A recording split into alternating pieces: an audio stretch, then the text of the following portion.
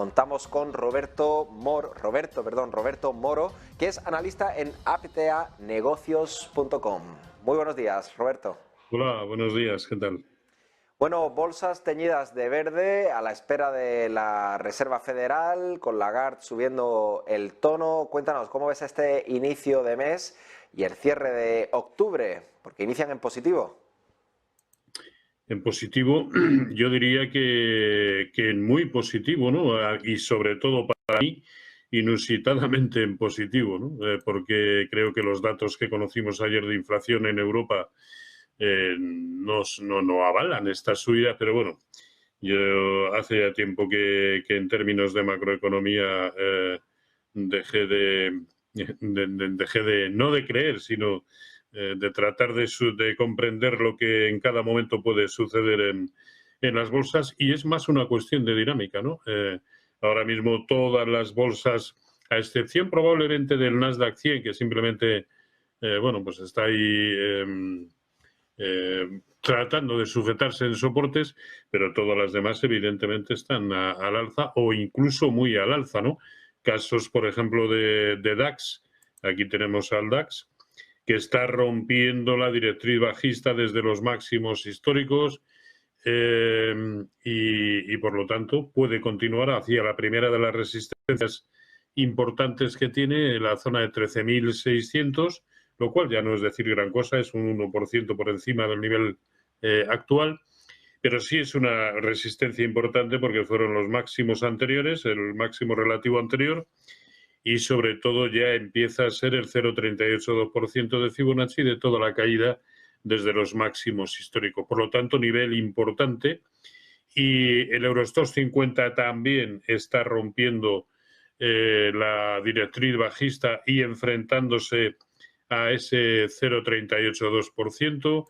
El CAC 40, entre tanto, ya ha superado incluso el 0,382, aunque le frena un poco la directriz bajista y la media móvil de 200 sesiones. Pero hoy por hoy, y además yo creo que incluso tan importante como esto es el hecho de que el índice sectorial bancario europeo, vamos a ver cómo acaba cerrando hoy, pero a poco que cierre como está, habrá roto también una resistencia muy importante que podría acercarlo a la zona de 95, y estamos por lo tanto hablando de una subida aproximadamente de un 6% añadido con respecto a lo que ya tenemos, ¿no? Y eso evidentemente también va a influir y mucho en la evolución del IBEX, evidentemente de manera positiva.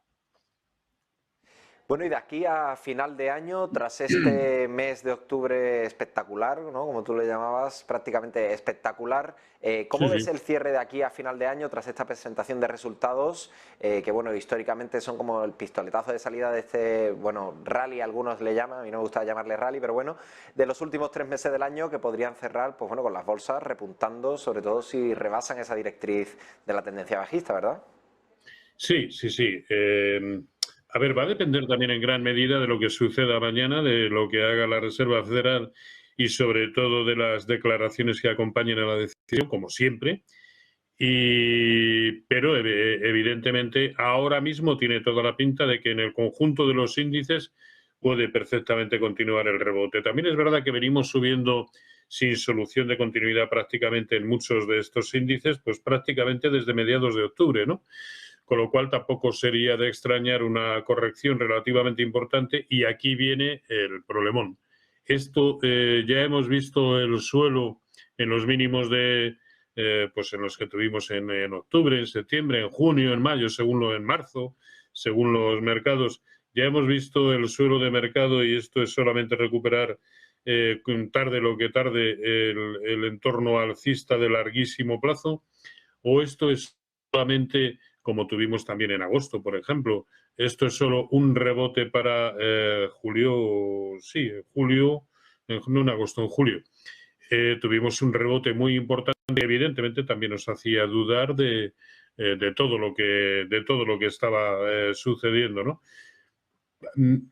A mí todo me sigue encajando dentro de un escenario de rebote, evidentemente ya no rebote de corto plazo, sino rebote de medio plazo, por los niveles que se están alcanzando en dicho rebote, pero de momento solo es eso. Es decir, De la misma manera que en su momento decíamos no conviene precipitarse a la hora de tomar posiciones bajistas, puesto que no se han perdido niveles de consideración, y estamos hablando pues de la zona de septiembre y demás, excepto en algunos que sí habían roto, como era el caso del Dow Jones, pero ahora la consideración vuelve a ser la misma. Tampoco creo que nos debamos precipitar a la hora de tomar posiciones largas, pues porque llevamos una buena temporada subiendo, insisto, sin solución de continuidad, y porque esto solo es los niveles por encima de los cuales vamos a remitirnos al DAX, por ejemplo.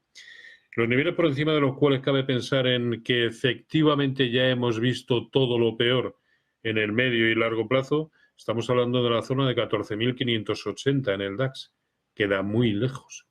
¿Qué puede suceder? Por supuesto, pero como puede suceder que, puesto que aún el DAX no ha alcanzado ni siquiera el 0,382% de Fibonacci de lo que fue toda la caída desde los máximos históricos, también es probable que al llegar a ese nivel, estamos hablando de la zona de 13.500, pues que perfectamente puede girarse y reanudar el escenario bajista. Muy complicado, por lo menos para mí, el que lo tenga claro, evidentemente que actúe en consecuencia, pero yo ahora mismo casi le diría que tengo las mismas opciones para comprar que para vender. Claro, y en ocasiones se habla de que bueno, el suelo del mercado se va conformando en tanto los tipos de interés pues se mantienen al alza, ¿no? En esos momentos en los que se mantienen altos. ¿Cuál es tu visión en torno a esto? Porque hasta por lo menos mediados del año que viene pues no se va a consolidar esa subida de tipos o se va a mantener el tiempo en función de la inflación, por supuesto. ¿Cómo ves esa formación de suelo? ¿Crees que seguirá habiendo como tradicionalmente una relación entre la subida de tipos y ese suelo, consolidación de suelo en los mercados? No, sin duda. Es el baremo y el parámetro que todos estamos teniendo en cuenta. Pero vamos, no nosotros como analistas particulares, sino la propia Reserva Federal, ¿no? Va a estar muy pendiente de qué es lo que sucede con la inflación y, por lo tanto, los ritmos de subidas de tipos de interés y lo que más está esperando el mercado. ¿Cuándo va a comenzar la caída, la rebaja de tipos de interés? Nos estamos, yo creo que, anticipando demasiado en el tiempo a lo que probablemente va a suceder, ¿no? Ayer los datos, por eso digo que para mí era inusitado lo que estaba sucediendo, sobre todo en la jornada de hoy, tras conocer los datos de inflación ayer en Europa, ¿no? Evidentemente bastante malos. Y tampoco es que los ritmos de crecimiento económico o incluso de dejar de caer, pues tampoco alientan demasiado a pensar en otras cosas. Ya digo que depende en todo momento de lo que el mercado interprete, al igual que con los resultados trimestrales que también van a marcar un poco en el corto plazo el devenir de las bolsas, ¿no? Pero de momento están resultando buenos. ¿Quién nos iba a decir que si nos dice, si hace un mes nos dicen que Amazon en After Hours, después de publicar resultados, iba a estar cayendo un 20% y que luego solo, y lo entrecomillo, cayó un 6,8%, y que sucede algo similar, puesto que aún están por debajo de los mínimos del año, el caso de Alphabet, de Amazon, de Meta Platforms. Es decir, si alguien nos dice eso, estoy convencido de que ninguno hubiera apostado por un rally como el que estamos teniendo desde principios de octubre. Por lo tanto, de aquí a final de año, y sé que con esto no voy a ayudar absolutamente a nadie, que puede continuar el rally, por supuesto, que puede que estemos muy cerca de ver el final del rebote para reanudar el escenario bajista, también. Mencionabas Amazon, Google, bueno, las conocidas como FANG, que están ahora mismo, desde luego, en el punto de mira por esos desplomes. ¿Crees que el comportamiento de estos valores, bueno, pueden seguir cayendo o no, o van a rebotar o están formando un suelo? ¿Qué consideras sobre quienes dicen que se trata, pues bueno, de un pinchazo con estas mega inversiones también en el caso de Meta, en el metaverso? Ese aumento de la competencia, esa caída de suscriptores en algunas plataformas. ¿Cómo ves la evolución de estas Big Tech? Bueno, estas llamadas growth, ¿no? Tradicionalmente se les ha llamado growth. ¿Crees que van a tener un comportamiento diferente al resto de valores que analizabas hace unos segundos? A ver, ya digo que de las grandes, 3 están por debajo de los mínimos anuales, ¿no? Amazon, Alphabet y Meta Platforms, o Facebook. Claro, ¿cómo no va a depender de su evolución? Estamos hablando de, junto con Apple, pues estamos hablando de las 4 compañías de mayor capitalización bursátil del mercado norteamericano. Evidentemente, lo que suceda con ellas va a marcar el devenir de los acontecimientos. Lo que pasa es que en ocasiones, bueno, pues el mercado presta más atención a valores de la economía tradicional. No hay más que ver la diferencia tan brutal ahora mismo entre el Dow Jones, observamos, ese es el gráfico, incluso ya ha llegado al 50% de corrección de toda la caída desde los máximos históricos.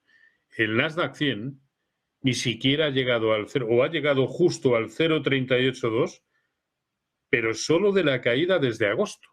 Es decir, la diferencia es abismal. Si aquí caben 2 líneas de pensamiento, van a volver a ser en el que las grandes, las FANG, van a ser las que guíen al mercado como viene sucediendo desde el año 2000, y dado que no están para tirar cohetes, el mercado va a retroceder nuevamente, haciendo que Dow Jones y S&P 500 y Russell 2000 se acomoden a lo que está sucediendo en los americanos. O por contra, la economía, yo esto no lo creo, ¿no? Pero se va a desligar un poco del comportamiento de las FANG y va a continuar subiendo pese a la no concurrencia en el mismo sentido de las FANG. Pues no lo sé. La verdad es que es complicado. Estamos en un momento muy complicado. Para mí esto siempre ha sido un misterio, pero en el momento actual incluso mucho más. Incluso, ya digo, mucho más. Ahora, que el Nasdaq 100 se va por encima de 11.720, pues probablemente hay que confiar en una continuidad del rebote. Claro que sí.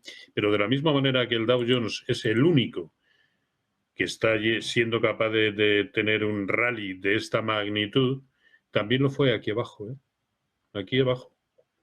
A finales de septiembre y durante la primera quincena de octubre, fue el peor, el que más señales bajistas estaba dando. Y ahí yo al menos me preguntaba, ¿ahora mismo el Dow Jones es el índice divergente con respecto a los otros que no estaban protagonizando movimientos similares, al menos no con la misma contundencia? ¿O es el índice precursor de lo que posteriormente va a suceder? Bueno, pues ahora cabe hacerse la misma pregunta. ¿Es el Dow Jones el precursor o el divergente? Vamos a ver si en próximas jornadas salimos un poco de dudas, que yo ahora mismo las tengo absolutamente todas. Pues muchísimas gracias, Roberto Moro, analista de Vale. APTA Negocios. Le agradecemos enormemente su tiempo, su predisposición y su análisis. Muchísimas gracias. A ustedes, cuídense, chao.